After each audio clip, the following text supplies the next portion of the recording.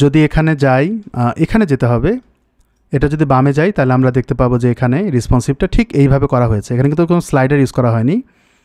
তো আমরা এখানে আরেকটা জিনিস দেখার দরকার, সেটা হচ্ছে উপরে নিচে গ্যাপ কতটুকু দিতে হবে। আমরা কাস্টমাইজেশনে যদি যাই আমরা কিন্তু বাই ডিফল্ট একটা গ্যাপ পেয়ে যাব। আচ্ছা, এখানে যদি না দেখে থাকি আমার একটা রিলোড দিতে হবে, কারণ ওটা লাস্ট আমরা আপডেট করেছিলাম লিকুইড কোডিং আপডেট করলে কিন্তু রিলোড দিতে হয়। 50 পিক্সেল কিন্তু গ্যাপ আছে, সেটা আমরা দেখতে পাচ্ছি। ওকে ফাইন, সেটা চলে আমাদের জন্য। এবং আমরা এখন রেসপন্সিভের জন্য কাজ করব। যদি রেসপন্সিভ করি আমরা এরকম দেখতে পাচ্ছি। তো এটা ভাঙতে হবে এবং এই ইমেজটা কিন্তু উপরে উঠাতে হবে, কারণ রেসপন্সিভে ইমেজটা উপরের দিকে আর কন্টেন্ট টাইটেল আবার উপরের দিকে। খেয়াল করবেন টাইটেল কিন্তু উপরের দিকে, এখানে কিন্তু টাইটেল নাই, তার মানে এখানেও রেসপন্সিভের কাজটা করতে হবে। তো টাইটেল যদি উপরে থাকে আমাদের এই জায়গাটায় টাইটেল 2 জায়গায় কল করতে হবে। পেজ উইডটা আমরা আরেকবার কল করব, সে এখানে কিন্তু অলরেডি কোড করা আছে, সো আমাদের খুব প্যারা হবে না। আমরা এটাকে কপি করার পর এই পেজ উইথের উপরের দিকে আরেকটা পেজ উইথ তৈরি করব এবং এটা হিডেন থাকবে ইনিশিয়ালি এবং মোবাইল ডিভাইসে দেখাবো। আর এখানে খেয়াল করবেন আমরা কিন্তু হিডেনের জন্য কোনো কোড ইউজ করেছিলাম কি না, base.css না, base.css ইউজ করার কথা না, আমাদের তো কাস্টম কোনো হিডেনের কোনো কোড আছে কি না।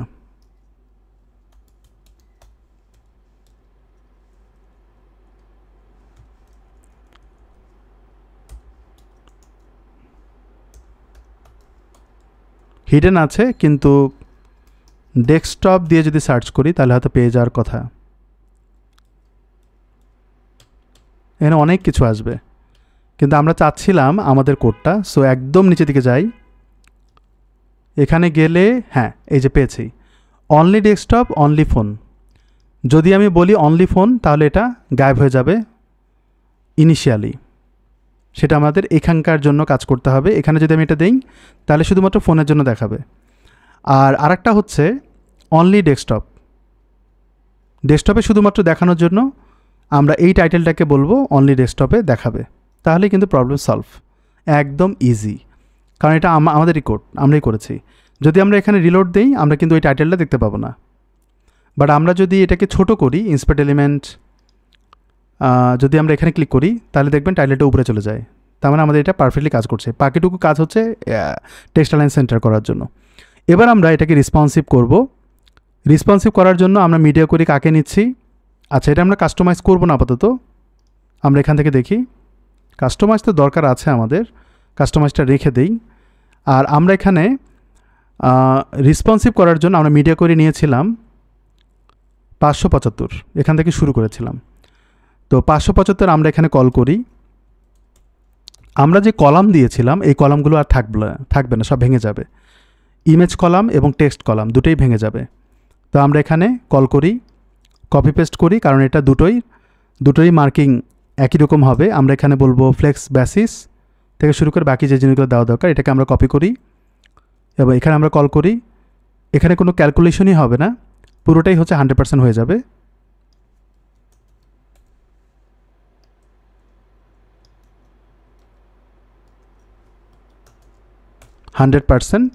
তাহলে মোবাইল ডিভাইসে কিন্তু এটা আর প্রবলেম করবে না। আমরা যদি এখানে এইভাবে চেক করি এবং আমি যদি এটাকে রিলোড দিই তাহলে আউটপুটটা আমরা পাবো এরকম।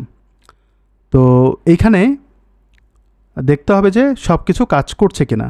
খেয়াল করবে এটা কিন্তু কাজ করছে না। আচ্ছা, দুটোই কিন্তু আমরা ইমেজ দিয়েছি এই জন্য কাজ করছে না। আমরা একটা টেক্সট দিয়ে দিই তাহলে কাজ করবে। ওকে, আর ইমেজটা উপরে যাবে, তো অর্থাৎ এই জিনিসটা উপরে যাবে। আমরা যদি এখানে বলি আলাদাভাবে বলি অর্ডার 1 বা মাইনাস করি, তাহলে মাইনাস করলে সে কিন্তু উপরে চলে যায়। -1 করলে কাকে? ইমেজ কলামকে। তো সেটা আমরা করে দিব। আমরা ইমেজ কলামকে আলাদাভাবে কল করব এবং আমরা বলবো যে অর্ডার -1। ওকে, তাহলে সে উপরে চলে যাবে। আমি যদি এটাকে রিলোড দিই পারফেক্টলি হয়ে গেল। এবার আমরা দেখব আর একটু গুছিয়ে লেখার চেষ্টা করব। এখানে কিন্তু নিচে আসছে, তো এইখানে আমরা যে ফ্লেক্স করেছিলাম কাকে? ডিফকে স্টেপসের ভিতরে, এটাকে আমরা কলাম ভেঙে দেব, আমরা কলাম করব। ফ্লেক্স ডিরেকশন বলবো কলাম, ফ্লেক্স ডিরেকশন কলাম, তাহলে কিন্তু নিচে চলে যাবে। তো আমি যদি এটাকে রিলোড দিই তারা নিচে নিচে আসবে। নিচে নিচে আসলো ভালো কথা, কিন্তু এগুলোকে অ্যালাইন করতে হবে, টেক্সট অ্যালাইন সেন্টার, তাহলে মাঝখানে চলে আসবে। তাহলে আমরা এটাকেও কপি করে এখানে বসিয়ে দিই। দেন এখন আমরা মেজারমেন্ট করব উইথ নিয়ে। তো এখানে আমরা দেখতে পাচ্ছি এটা ফুল উইথ, আর এখানে আমাদের কন্টেন্টটা একটা নির্দিষ্ট উইথে থাকবে। আমরা যদি এখানে মাউস রাখি, এটা আসতেছে না। আমরা যদি এখানেও ক্লিক করি, এখানেও আসছে না। ওকে, বিভিন্ন বাটনে ক্লিক করছি আমি যাতে কাজ করে। আমাদের এটা মেজারমেন্ট করতে হবে যাতে আমরা ম্যাক্স উইথ দিয়ে কন্ট্রোল করতে পারি। এখানটা এটা করার জন্য আমরা যদি এখানে ক্লিক করি, আচ্ছা এখানে আসে না, মানে মেজারমেন্টে এটা যে আসবে সেটা হয় না, ও চলে যায়। আচ্ছা, ডাবল ক্লিক করলেও এটা সামহাও কাজ করছে না। যাই হোক, আমরা এটা এইভাবে কাজ করতে পারি যে সাইজ কিন্তু সেম, এবং আমরা এমনভাবে বলবো যেন অরটার পরে নিউ ট্যাব ওপেন হয়, সরি র্যাপ হয়। তো এখানে কিন্তু অরের পরে র্যাপ অলরেডি আছে, তো আমার মনে হয় না কোনো প্রবলেম, কিন্তু তারপরে একটা প্রবলেম মোবাইল ডিভাইসের জন্য। তো এখানে আমরা বলবো ম্যাক্স উইথ।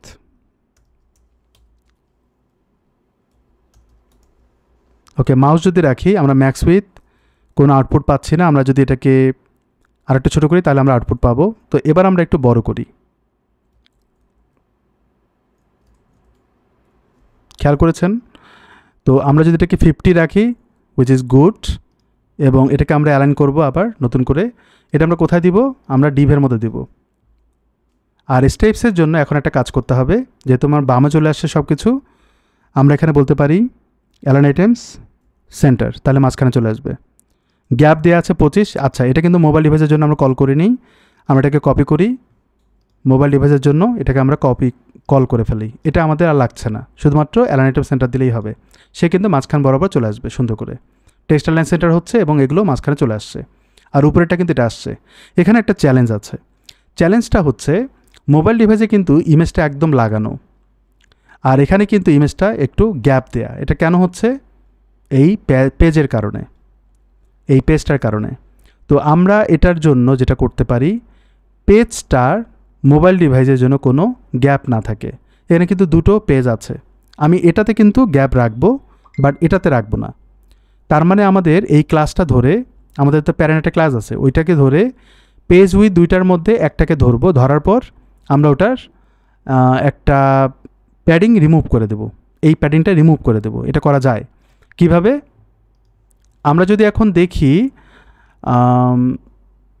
মোবাইল ডিভাইসে করব, তো আমরা এখানে এটাকে কপি করি, এই জায়গাটা আমরা এটাকে বলে দিলাম, আর ডট আমরা পেজ উইথকে কল করি, যে ক্লাসটা আমরা ইউজ করছি এখানে আমরা কপি করি। কপি করলে ভুল হওয়ার চান্সেস কম থাকে, কিন্তু এটা হচ্ছে দুটো পেজ উইথ আছে, তার মধ্যে হচ্ছে লাস্ট চাইল্ড মানে লাস্টটা, এটাকে আমরা বলবো। আমরা এখানে বলবো প্যাডিং লেফট 0, অবশ্যই আমরা ইম্পর্টেন্ট দিয়ে দিব যাতে আমাদেরটা অ্যাপ্রোপ্রিয়েটলি কাজ করে। আমরা এখানে বলবো 0 এবং আমরা ইম্পর্টেন্ট দিয়ে দেব। এবার যদি আমরা দেখি রিলোড দিয়ে পারফেক্টলি ডান, এবং উপরেরটা এভাবে আসছে। এটাকে আমরা আবার টেক্সট অ্যালাইন সেন্টার করব। তো এটা সেন্টার করার জন্য আমরা এটাকে আবার কপি পেস্ট করি, এবং এইখানে এই টাইটেলটাকে টেক্সট অ্যালাইন সেন্টার করে দেব, ডট টেক্সট অ্যালাইন সেন্টার। ওকে, ডান। তাহলে আমরা আউটপুটটা রিলোড দিলে এইভাবে পেয়ে যাচ্ছি। এটাও কিন্তু শেষ এবং রেসপন্সিভ সহ। আই হোপ বুঝতে পেরেছেন। বাট তারপরে আমরা একটু চেক করে নেই, এটার পরে আরও অনেক কিছু অ্যাড করবো, যেমন স্ক্রোল এফেক্ট, জুমিং এফেক্ট, দেন হচ্ছে স্ক্রোলিং, স্মুথ স্ক্রোলিং। এই প্লাগইন আমরা ইউজ করব না, আমরা নিজে বানিয়ে ইউজ করব, যেটা আরও এফেক্টিভ হবে। তো আমি চাইলে কিন্তু এগুলোকে এইভাবে কন্ট্রোল করতে পারি। সামহাউ এখানে আমরা একটা কালার দিয়েছিলাম সম্ভবত, এই কারণে কিন্তু সে কালারটা চেঞ্জ হচ্ছে না, মানে কালারটা দেওয়া উচিত হয়নি। পি ট্যাগ থেকে উঠাই দিই, কালারটা আসলে দেওয়া উচিত না। আমি এটাকে সেভ করলাম। এবার যদি আমি এটাকে এই কালারটা দেই, তাহলে দেখেন কালারটা চেঞ্জ হচ্ছে একসাথে, দেখতে সুন্দর লাগে। যদি এটা দেই, হ্যাঁ এটা কিন্তু কালারটা চেঞ্জ হওয়ার কথা, কেন হয়নি? কারণ এইখানে কিন্তু কালারটাই দেওয়া আছে, এটা মানে হোয়াইটে, তো এই কারণে কালারটা চেঞ্জ হয়নি। যাই হোক, ওটা একটু ইস্যু আছে, কারণ ওটা আমরা কোনো একটা জায়গায় ইউজ করেছিলাম, এবং সুন্দরভাবে ক্লায়েন্ট চাইলে যে কোনো কালার অ্যাড করতে পারে। তো আমরা এটাকে সেভ করি। আমাদের মোটামুটি এই অংশটুকু ডান, রেসপন্সিভ সহ। আমরা নেক্সট সেকশনে যাব। নেক্সট সেকশনে আমরা দেখব হচ্ছে কম্প্যারিজম বা কম্পেয়ার যে টেবিলটা সেটা, এটা আমরা দেখব।